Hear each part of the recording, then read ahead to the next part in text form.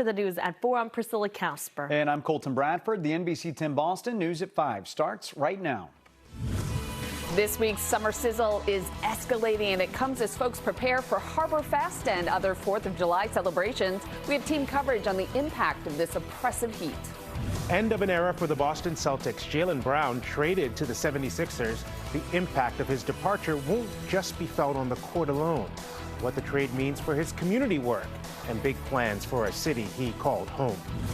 And a new museum opening in town tomorrow, aiming to teach valuable lessons about financial literacy. We're taking a look inside. The news at 5 starts right now.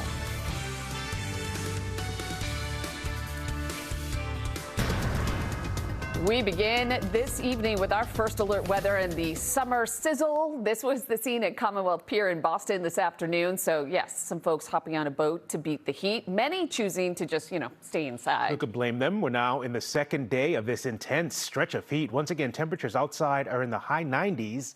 And relief is not soon coming. Of course, this all coincides with the upcoming celebration of America's 250th birthday as we take a live look at the Mass Pike. And man, people are where they want to be, according to this. Things seem to be moving just fine ahead of the holiday, but they'll have to go pretty far if you want to escape the heat. Thanks for joining us, everyone, in the News at 5. I'm JC Monahan. And I'm Glenn Jens. Whether you're taking in the 4th of July events in person or trying to dodge the heat by staying at home, it's hard to escape it entirely. We have team coverage on how long it will last and the widespread impact. Let's start with First Alert Chief Meteorologist Pete Bouchard, live outside of the studio this evening with a check of the forecast. Pete, how's it feeling out there? I'm not quite done yet. I need a few more minutes to be cooked, but it's pretty warm out here. They were like, stick the meteorologists out in the elements, right? It's all good. We don't mind it, and we're in the shade, too. Thank you to everybody who decided that fate. We rung the bell today. We hit the 100-degree mark, and we broke the record set way back in, 1963. So not an ancient record, but one that was vulnerable. Worcester fell short, 93 so far that we see. And so it goes. Our temperatures will be falling overnight tonight, but not all by that much. And tomorrow, we're aiming for 101, which should just be shy of the record set in 1911. Worcester also should fall short, but still a very hot day, not taking anything away from tomorrow's temperatures. And the heat continues into part of the holiday weekend, too. Apropos that we're celebrating a big birthday, hot as a firecracker, right? That's an old dad joke. 104 is the current heat index, and it feels every bit of that. That's the humidity and the heat combined. And then tonight, not falling back all that far. We don't have any thunder to talk about. We are just warm and muggy. We'll fall back to near 81 or 82 in the city. It's hard to even believe that. And then rise through the 80s tomorrow, heading for that century mark once again. And then it starts to cool off into the holiday weekend. We have more clouds on Saturday. The air mass cools just a little bit. 90s are what we're aiming for. Relief on Sunday as the dew points drop. We'll have more on that forecast and a look at the 4th of July evening forecast and the chances for thunder coming up.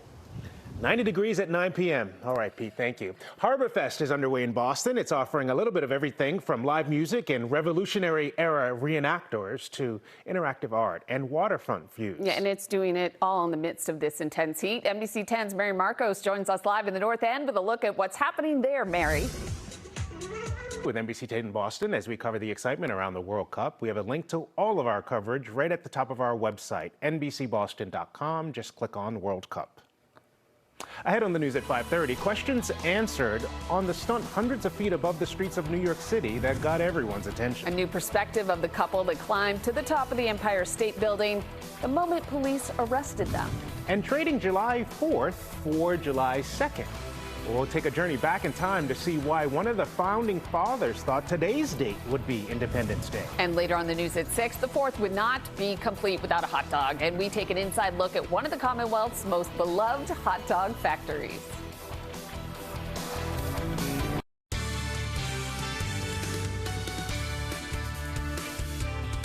Former Celtics superstar Jaylen Brown has something to say after being traded to the 76ers. That's our top story at 5:30. News of the trade sent shockwaves through the NBA. In exchange for Brown, the Celtics are getting Paul George and 4 draft picks. Brown made his mark here in Boston, helping lead the team to a finals win in 2024.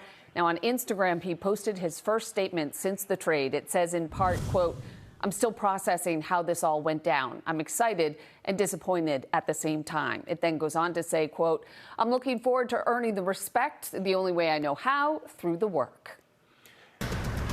And we're in the second day of this stretch of intense heat. Folks were out looking to cool off this afternoon at Sagamore Beach in Bourne. It's a pretty busy beach right there. Perhaps the best move is to just not go outside at all, though. Let's send it over to First Alert Chief Meteorologist who chose to go outside. He's on the patio out there, but at least in the shade, Pete. Did I choose this? No, yes, it's beautiful out here. Afternoon is wild, isn't it? I mean, it's still very humid out here. Dew points in the upper 60s, lower 70s. In Boston, Matt Pritchard, NBC 10 Boston. You know, we could just celebrate twice. I have no problem with that. Let's start. Thanks for watching the news at 5. I'm Glenn Jones. I'm JC Monahan, NBC 10 Boston News at 6 with Colton Bradford and Priscilla Casper. Starts right now. Now at 6.